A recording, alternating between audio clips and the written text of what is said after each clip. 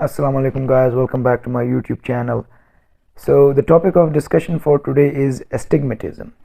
Now astigmatism, we all have heard about myopia, hypermetropia, emmetropia. So astigmatism is more or less the same, but the concept behind it is that it is also a type of a refractive error, but the reason for this is that in this one there are multiple focal points that are produced, and there should be one focal point. Focal point is that point where the light rays converge and the image is formed, and that focal point is formed on the retina, and it should be one.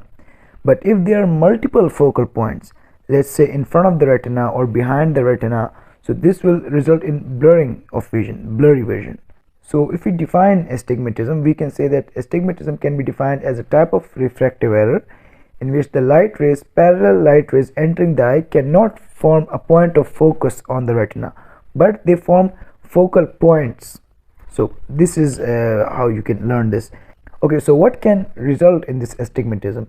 So cornea is responsible for 45 diopters power of the eye. Cornea plays a big role in the refraction of the eye. So the problem in this disease, or we can say in this refractive error, is again cornea. Cornea, if the image or the shape of the cornea is a bit changed, normally it's a convex shape.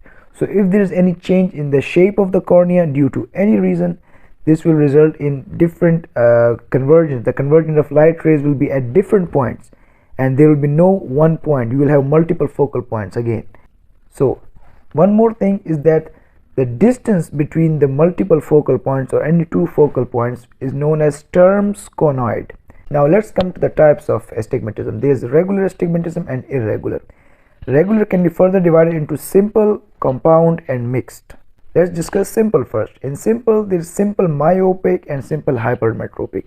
Now simple myopic means that the person is nearsightedness and he is having problem in far-sightedness. So there will be two focal points in this. One will be on the retina and another will be in front of the retina. So there will be two focal points. And second one is simple hypermetropic. In this one, the other focal point will be behind the retina.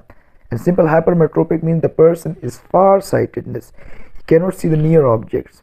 Now let's come to compound astigmatism. There is compound myopic and compound hypermetropic. Now the differentiation point between compound and simple is that in compound, both the focal points are formed in front of the retina in case of compound myopic, and in compound hypermetropic, both the focal points are formed behind the retina. So this what differentiates it from the simple astigmatism. Now the last one in this regular is mixed astigmatism. So in this one, there is focal point in front of the retina and behind the retina. So you're having two sets of, obviously the myopic one is in front of the retina, the hypermetropic was behind the retina. So in this one you're having a mixed picture. That's why it is known as mixed astigmatism. Now let's come to the second type of astigmatism. There is regular, the second one was irregular. Now irregular astigmatism, you are having multiple focal points in front of the retina, behind the retina, on the retina. You're having a sets of focal points, as you can see it in the image here.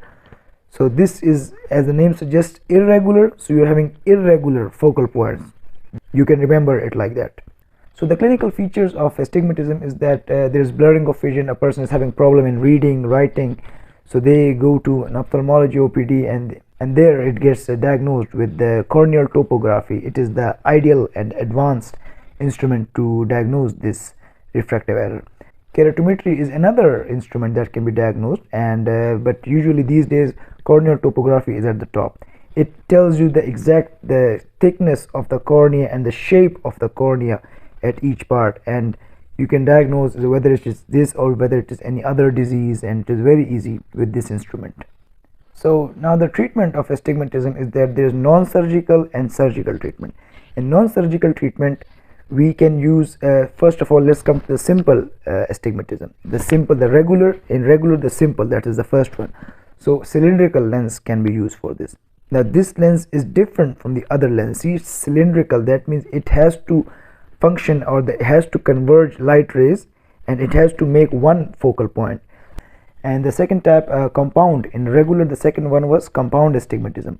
For that we use spherocylindrical lens, and this one is also used for a mixed astigmatism. So compound and mixed, we use spherocylindrical lens. For the simple, we use a cylindrical lens.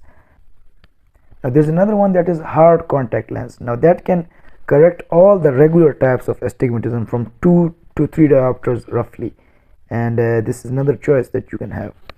Now let's come to the surgical treatment. First we are going to discuss about the methods that are not so commonly used, they were used before, then we are going to come to the latest treatment.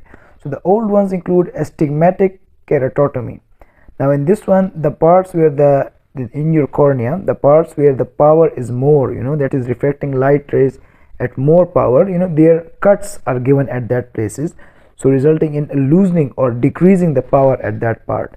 So in this one you simply give cuts with the special instrument they have, so you are basically trying to equalize the power at all the parts, the shape of the cornea, you're trying to equalize the power at all the places. Now the next one is extra sutures. In this one we try to increase the curvature of the cornea. So let's say if there's a place where the power of the cornea is more or greater, so at right angle to that we apply the suture, so to increase the curvature, and you can say we are trying to make it uniform and trying to distribute the power equally on the other side. The next one is photorefractive keratectomy, PRK. This is another procedure which was commonly used to treat refractive error myopes, hypermetropes. They used to undergo this procedure to avoid the use of spectacles or glasses. So in this one, this can also be used to treat astigmatism, since you are trying to reshape the cornea, and it is said that this can correct up to 3 diopters of vision. On the shape of the cornea, the place where the diopters need to be increased, the place where it should be decreased, we can apply PRK also. And in the end, LASIK, that is a very advanced procedure, it has very promising results. It can correct up to 5 diopters of power, and the purpose of LASIK is the reshaping of cornea. Use this procedure for the myopes and hypermetropes if they want to remove glasses or spectacles, so for cosmetic purposes this procedure is used. So in astigmatism, the purpose is again the reshaping of cornea. You are trying to make the cornea, the shape of the cornea, as such that the focal point is focused on the retina and one focal point. So LASIK is also used. It has very promising results, and like I said, it can correct up to 5 diopters of power. So guys, after watching this video, I hope this must have cleared your concepts on the topic of astigmatism. If there are any more questions on your mind that you think I haven't answered, please do comment. I do read my comments, and I will try to answer your questions in any other video in the future. Until my next video guys, take care of yourself.